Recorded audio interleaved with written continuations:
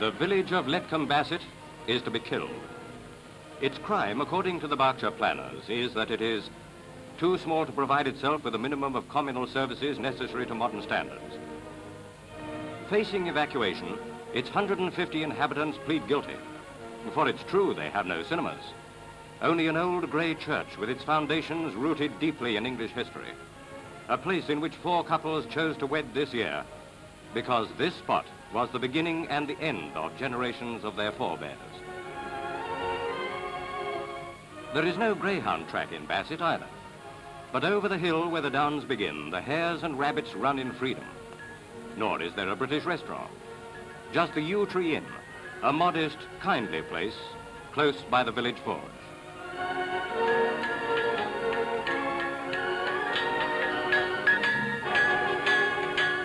In the snug tap room, rich country voices discuss the sentence of the planners. It doesn't make sense to me. We got the light and we've got the water. The council already has the site for new houses. All we want's main sewerage, that's all. How much will that cost us to buy? About £4,500, they tell us. A halfpenny on the rates. Well, that don't seem much to save our village. So, little Bassett decides to fight for its right to live. Its right to build new houses and recondition useful cottages. It fights Wantage, the rural district council, Reading, seat of Berkshire's county authority, and, if need be, they'll carry the fight to the floor of Parliament itself.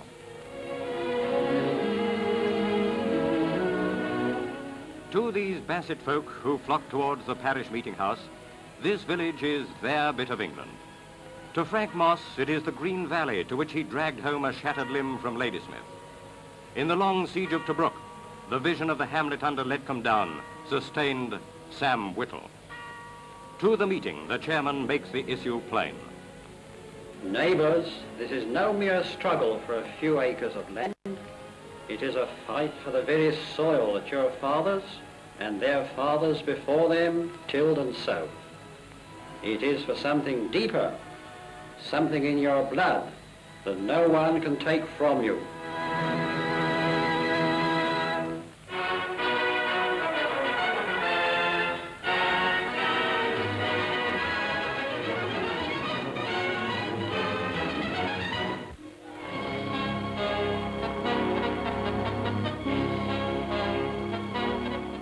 God gave all men, all earth to love. But since our hearts are small, ordained for each, one spot should prove beloved over all. To that one spot, home, turn hearts and minds at Christmastide.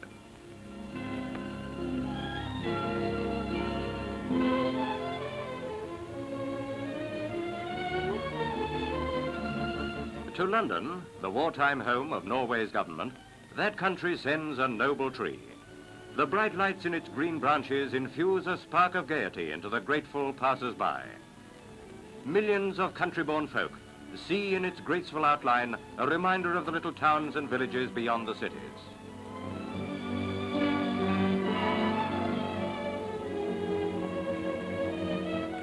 Under the spell of this season of goodwill, the grey stone buildings lose their grip on countless exiles. The homeward exodus begins.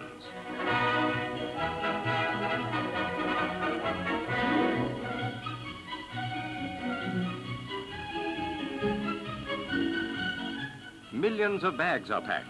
Each one contains some tribute to the joyful festival of home. Bright faces turn towards an outward journey. Stations are crowded, and yet the atmosphere is that.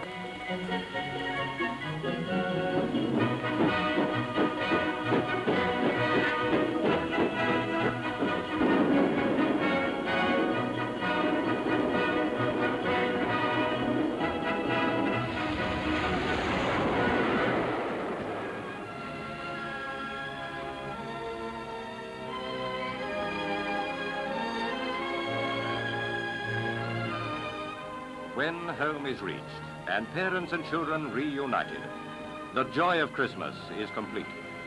For the spirit of Christmas is the overflow of family affection, which reaches out to warm the stranger, which encompasses mankind in the spirit of goodwill.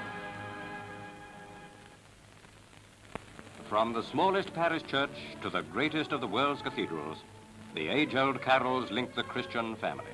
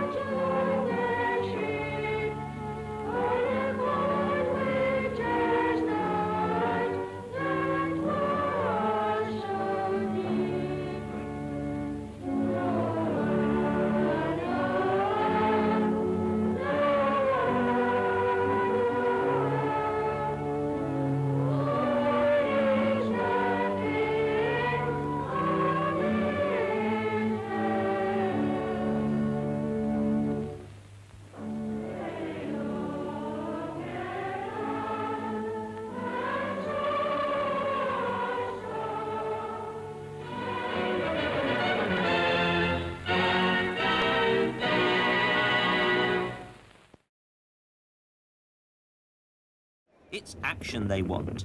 Two fences left, old adversaries Black Secret and Gay Trip are in contention. And there it was General Simons who jumped it in the lead. General Simons the leader from Well-to-Do on the inside. Gay Trip's under pressure and weakening, and now coming to the final fence now, and as they do so it's Well-to-Do on the inside and Black Secret, and towards the outside General Simons and Gay Trip now, and it's Well-to-Do. Graham Thorner from General Simons and Terry Biddlecombe on Gay Trip, making ground towards the stand side, but it's Well-to-Do in the lead from General Simons second, then comes Black Secret, then Terry Biddlecombe on Gay Trip towards the stand side, trying to get the better ground. Terry, as they race past the elbow, it's Well-to-Do with Gay Trip coming to try and challenge him towards the near side. It's Well-to-Do and Graham Thorner and Terry Biddlecombe on Gay Trip. Gay Trip's making ground towards the near side. Well-to-Do's just holding him. It's going to be Well-to-Do from Gay Trip and General Simons and Black Secret, and at the line, Well-to-Do is the winner. Gay Trip is second. So Graham Thorner has won. In fact, it's announced a dead heat for third place between General Simons and Black Secret. The rich chestnut Well-to-Do continuing a winning strain, being related to national winners Gregorlac, Reynoldstown and Royal Mail, and unlucky loser Easter Hero.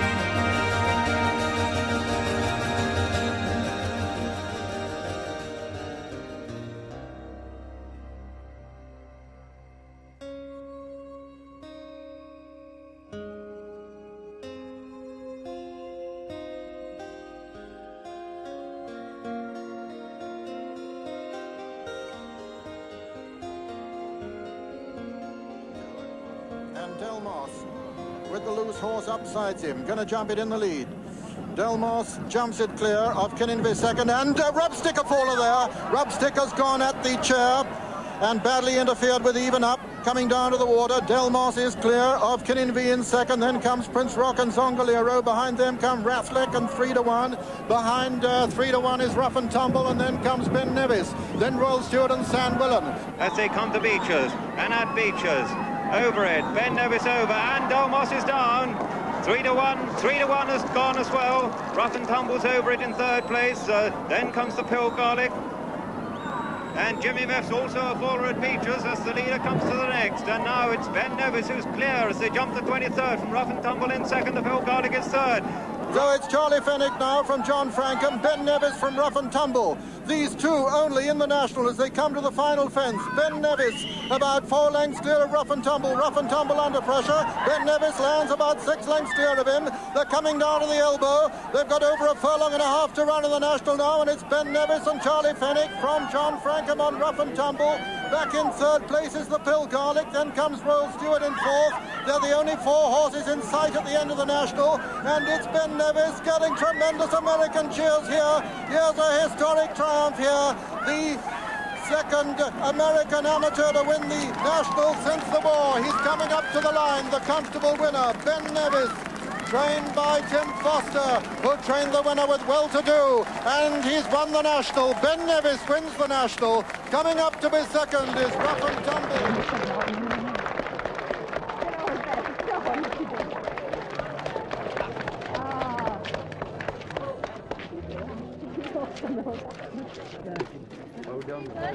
No, that's not big.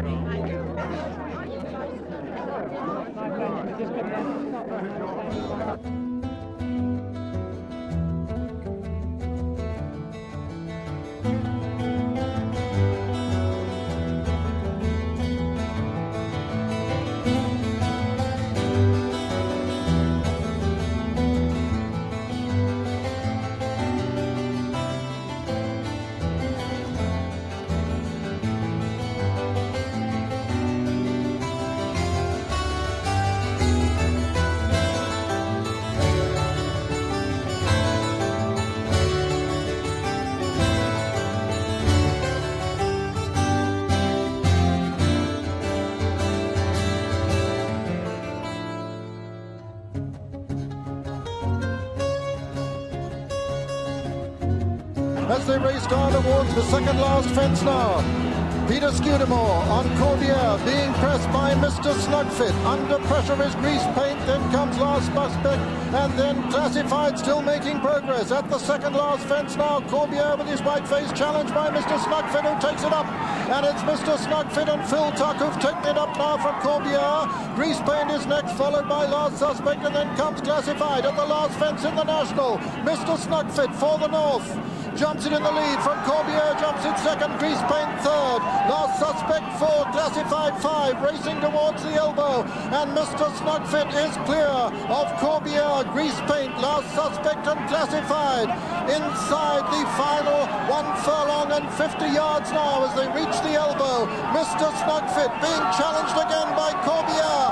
It's Mr. Snugfit from Corbiere and Last Suspect putting in a tremendous run towards the stand side. It's Mr. Snugfit from Last Suspect. Last Suspect is beginning to get up on the near side, and Last Suspect has won it. Last Suspect's the winner. Mr. Snugfit second, Corbiere third, fourth was Grease Paint, and fifth was Classified.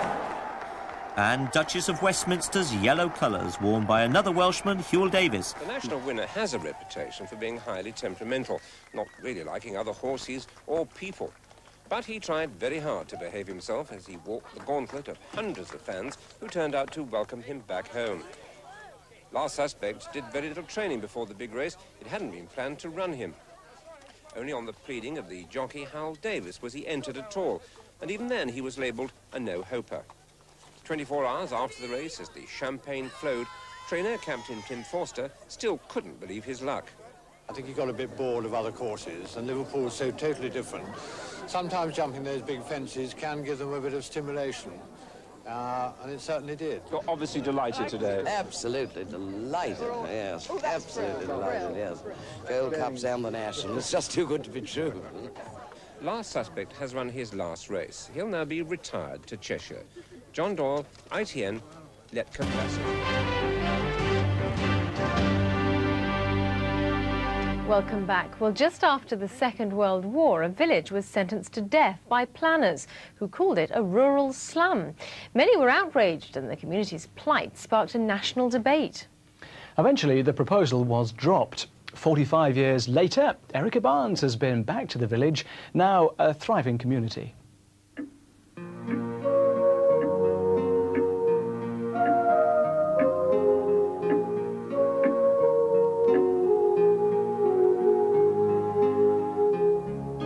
Neighbours, this is no mere struggle for a few acres of land. It is a fight for the very soil that your fathers and their fathers before them tilled and sowed. It is for something deeper, something in your blood that no one can take from you. The battle cry of 1948, which saved the life of an Oxfordshire village. Planners had wanted it to die. It was called a rural slum, but it caused a national outrage. The village of Letcombe Bassett is to be killed. Its crime, according to the Berkshire planners, is that it is too small to provide itself with a minimum of communal services necessary to modern standards. The villagers responded to the call. Bassett was too old to die. They packed a protest meeting which most remember to this day. The mood of the meeting was, oh no, I wouldn't want to go away from Bassett. Bassett's a special place. And the people in it, that's what makes a village, is people in it. Of course it is. And, well, I lived here all my life and still got people in here in the village now. Well, to me, they're the best people in the world. They're just basic people, aren't they? And it's the people that saved the village. People like Pat Feltham, whose family has lived in the village for generations. I was born here, I had no intentions of moving, and I love it here. I've always been happy, still am. So I just change, whatever changes are made, I go along with it. My father was a farrier, and he took this pub to get the buildings, and he ran the pub and the farrier's business together. And my grandfather lived with us, and he would do a bit on the farm, and he would catch some rabbits, and he lived very simply, and he liked a pint of beer. And the rabbit catcher's great-grandson carries on the village tradition, which has been enhanced with the arrival of Captain Tim Forster and his grand national successors. I like to think in a minute way, perhaps I've helped to keep things going, because we've got a stable here which usually has between 40 and 50 horses in it, and therefore employs between 20 and 30 people who live, most of them live here, and work in the village. Why Letcombe Bassett should have been sentenced to death is as much a mystery now as it was then. It doesn't make sense to me. We got the light and we've got the water. Council already has the site for new houses. All we want's main sewerage, that's all. How much will that cost, Mr. Barrett? About £4,500, they tell us. A halfpenny on the rates. Well, that don't seem much to save our village. Now, with the pub no longer open and no school, the community shop is the focal point of the village. But 45 years on, they've shown there really is life after death in Bassett. The bureaucrats got it wrong, and I think this has now been realised, that life in village is very important. And in fact, the Vale of White Horse have been extraordinarily generous in supporting ventures like this. And the whole ethos has changed in those 45 years, I would think. But it may have been a reaction after the war. Winifred Cartwright returned home from war work to hear that Letcombe Bassett could die. 45 years on, she's still deeply attached to the village. Well, I like it. I'd hate to have to leave it, because it's home, you know. So what's so special about village life? Fresh air, healthy living, a quiet way of life, I suppose. The late poet laureate Sir John Betjeman joined the debate all those years ago. He said, "It's Bassett, and you love it. You and your fathers before have known the shapes of the hills, the curves of the streams and watercress beds. You've protested to the nation, and you've been noted. Well done, Letcombe Bassett." Radcliffe Hospital Trust gets the OBE, as does horse trainer Captain Tim Forster, who had stables near Wantage until last year. 45 years ago, the villagers of Letcombe Bassett shared their Christmas with the cameras from Pathé News. Now we've returned with ours. And as Erica Barnes found out, it seems that while the celebrations are more sophisticated and more expensive these days, the spirit of Christmas hasn't really changed. God gave all men, all earth to love. But since our hearts are small, ordained for each, one spot should prove beloved over all. To that one spot, home, turn hearts and minds at Christmastide. Millions of bags are packed. Each one contains some tribute to the joyful festival of home. And 45 years on, Naomi Prater is preparing to celebrate yet another Christmas at home at Letcombe Bassett. Here she has a small farm, complete with Christmas turkeys. It's a busy time, a plentiful time, so different from the old days soon after the war.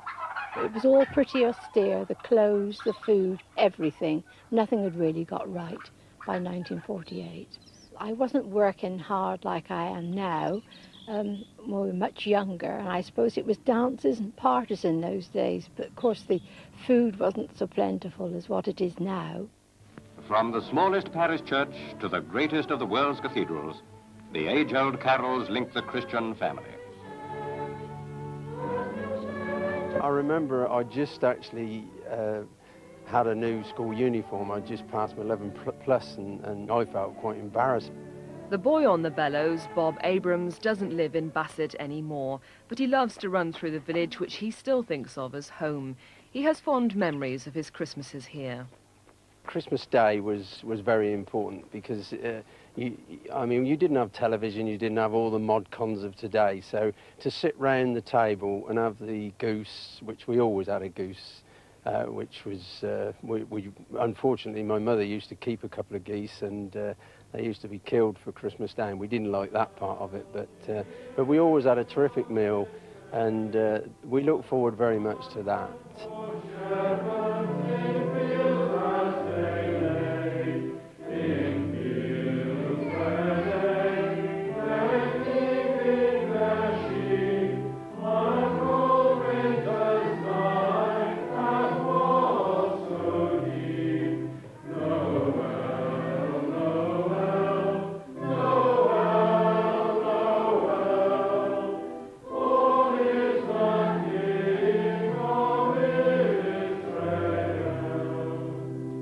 At the year's end, the Star of Holy Night carries the simple message, peace on earth, goodwill toward men. And that message still holds true today in Letcombe Bassett. That's the spirit of Christmas.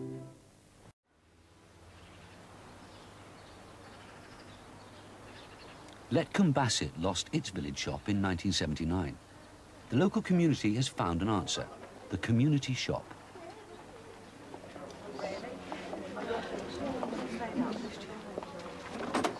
How much of the cauliflower today? 35, yeah. Do well, lovely, thank you. It works quite well in the tight-knit village atmosphere. For all their enthusiasm, the local volunteers are not professional shopkeepers. They're not specialists. Oh, you're sitting. Yes, come, Lizzie. Yeah. Oh, what's it called? New vegetables arriving. Take that. Oh, that's all. Oh, lovely. Right, no. Yeah, I think we're getting bored today.